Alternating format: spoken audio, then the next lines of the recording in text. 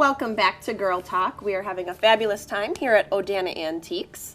And later in the show, you can see this beautiful set. There's so much great stuff in this store. It goes on and on and on, believe it or not. So we're going to find out more about what's in store. Joining us now, I love this next topic. Talk about girl power. We're talking about ladies who lead. And joining us, you may recognize this face. She has been with us before on actually a different show, but this is Laura Gmeinder, who joins us from Laura Gmeinder Coaching and Consulting. And we're so pleased to see you. How are you? Thanks for having me. Great. How are you doing? Good. This is such an empowering topic, and I can't wait to learn a little bit about how you got into this industry and how you can help others and folks at home. So talk to us a little bit about what inspired you to do this. You left a sort of safe, so to speak, well-paying corporate job, and you were there for 14 years, and now you're doing this. So what's your inspiration?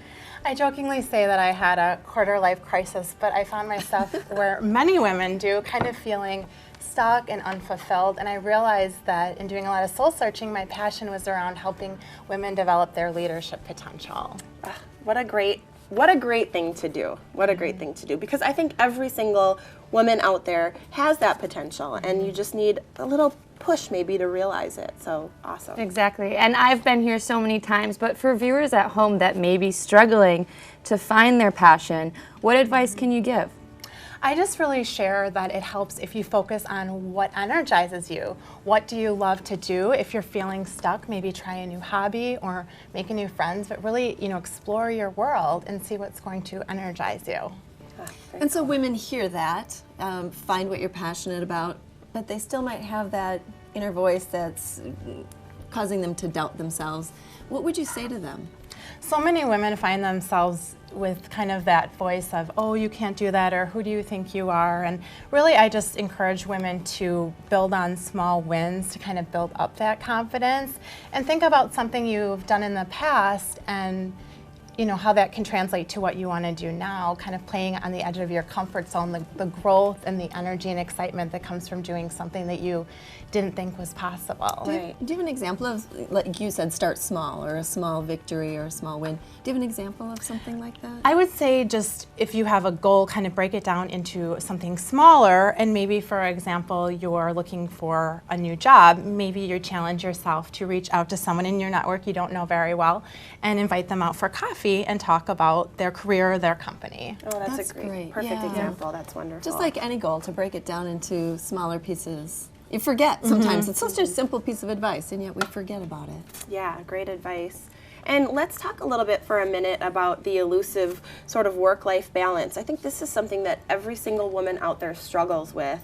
And especially if you're a mother and have children at home, or just anything in your life that is busy outside of work that you want to spend more time with, but you want to be passionate about work too. What do you suggest? Well, and I like to call it a work-life blend, because to me, balance is always trying to, that teeter-totter image of always trying to be even, and every day is different. So to me, it's always a work-life blend, and what works and gets you through one day might not the next day, but really focusing on what's the most important. I really feel like you can have it all if you focus on the few things that are most important to you and put them as your priorities. That's a great idea, sort of prioritize in your mind what you either need to get done or really want to be a part of, and go from there. And it may change from day to day as well. I love that. Okay, so I'd love to have your opinion on why women are leaving the workplace, almost in what, record numbers? Going back to the work-life balance, work-life blend, I think that it's harder and harder for women to maintain. You mentioned having kids, or a lot of people are taking care of elderly parents and really need and want flexibility. They're looking for part-time, and so actually many women, the biggest segment of those starting their own business are actually women, and by 2020, 40% of the workforce is going to be contracts, own business, that type of a thing. Very good. Well, you have been inspirational to us, so thank you so much. I love chatting with you. What's the best way for folks to get in touch with you if they need a little of your services and inspiration and energy also? Oh, thanks. Yeah. I have a website and also Facebook and different social media. Okay, you are reachable. Well, thank you so much. This is Laura Gmeinder of Laura Gmeinder Coaching and Consulting. It's been a pleasure.